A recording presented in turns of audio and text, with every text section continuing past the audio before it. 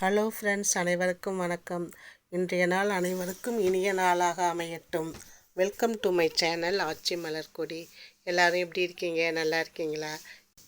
இன்றைக்கி நம்ம சேனலில் கொத்தமல்லி இலையை வச்சு ஒரு அருமையான கொத்தமல்லி தொக்கு எப்படி செய்யறதுனா காமிக்க போகிறேன். இது ரொம்ப அற்புதமாக இருக்கும். இட்லி, தோசை, சப்பாத்தியோடு சாப்பிட்லாம்.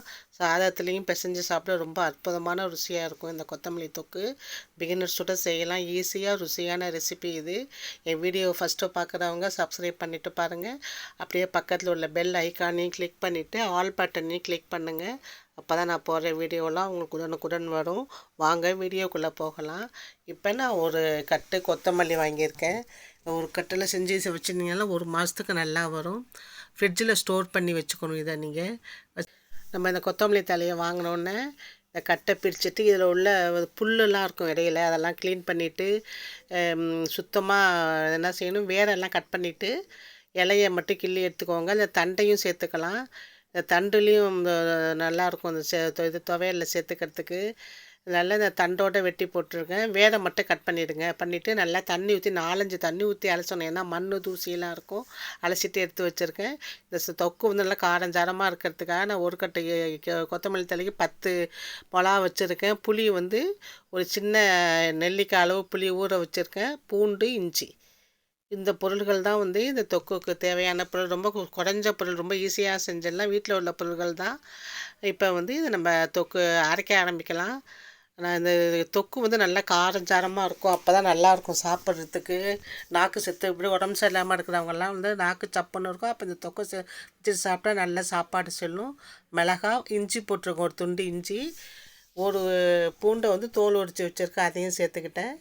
மிளகா, பூண்டு, இஞ்சி, இதோட இந்த கொத்தமல்லி நல்லா கழுவி சுத்தம் பண்ண கொத்தமல்லி தலையை சேர்த்துக்கலாம். ரொம்ப ஈஸியாக செஞ்சலாம். பிகினர்ஸ் கூட செய்யலாம்.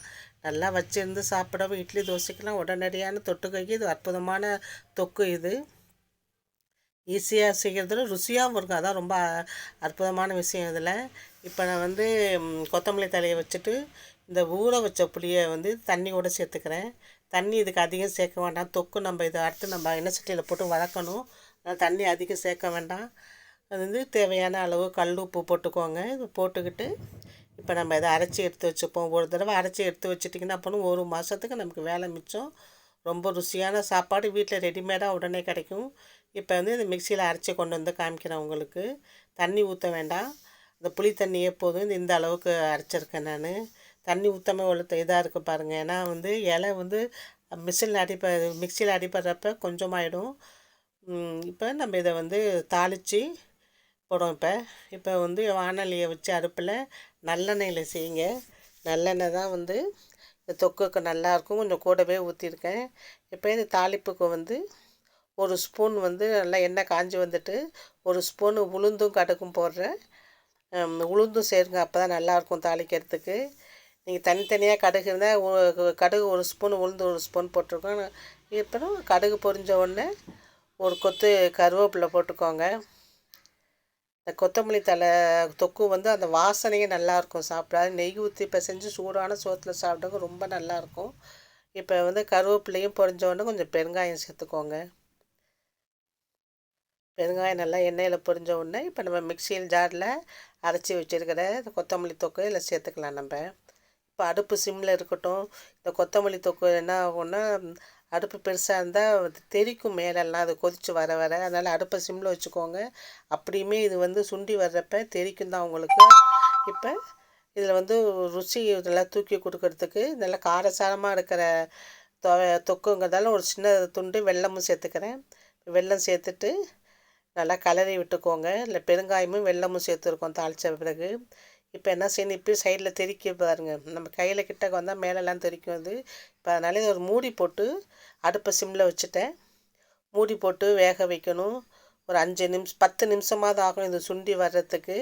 இது ஒரு 2 நிமிஷம் 3 நிமிஷம் கழித்து இந்த மூடியை எடுத்துகிட்டு கிளறி விட்டுக்கிட்டே இருந்தேன். நான் கிளறி விட்டுட்டு ஒரு 5 நிமிஷம் கழித்து பாருங்க, நல்லா அடுப்பு நல்லா இந்த மூடியில் எவ்வளோ தெரிச்சிருக்கு பாருங்கள், இந்த கண்ணாடி மூடியில். இப்போ பாருங்கள், நல்லா எண்ணெய் கக்கி வந்திருக்கு. கொத்தமல்லி தொக்கு அருமையாக ரெடி ஆகிட்டு பார்க்கவே இவ்வளோ அழகாக இருக்குது பாருங்கள். எண்ணெய் கக்கி வந்ததுன்னா இது நல்லா ரெடி ஆகிட்டுன்னு அர்த்தம். ரொம்ப அற்புதமாக இருக்கும். அந்த தொக்கு செஞ்சு நீங்கள் வீட்டில் வச்சுக்கிட்டிங்கன்னா, தொட்டுக்க என்ன செய்யறதுன்னு இட்லி தோசைக்கு வச்சுட்டு வெங்காய சட்னி சாம்பார்னு முடிக்குதுங்கிறப்ப இந்த தொக்கை வச்சுட்டு சாப்பிட்டீங்கன்னா நல்லா நாக்குக்கு ருசியாக இருக்கும். நீங்களாம் செஞ்சு வச்சுட்டு அடிக்கடி சாப்பிடுங்க. இதை இப்போ லஞ்சு பாக்ஸுக்கும் கொடுக்கலாம். இப்போ வெளியூர்லாம் போனீங்கன்னா கூட இட்லி இது மாதிரி சாப்பாடெலாம் கொண்டு போகிறப்ப இந்த தொக்கை செஞ்சு எடுத்துகிட்டு போகலாம். நீங்கள் இது வீணாக போகாது. இது இட்லிக்கும் கொண்டு போகலாம், தயிர் சாதத்துக்கு சாப்பிட்லாம், தோசைக்கு சாப்பிட்லாம், சப்பாத்திக்கு சாப்பிட்லாம். இப்போ நான் இது சுடுசோத்தில் இந்த கொத்தமல்லி தொக்கை போட்டு ஒரு அப்பளம் வச்சு பிசைஞ்சு சாப்பிட்றேன் பாருங்கள். அப்படியே அற்புதமாக இருக்கும். நான் சாப்பிட்டுட்டு இந்த டேஸ்ட்டை சொல்கிறேன். இந்த ரெசிபி நீங்களும் செஞ்சு பார்த்துட்டு எப்படி இருக்குன்னு எனக்கு சொல்லுங்கள்.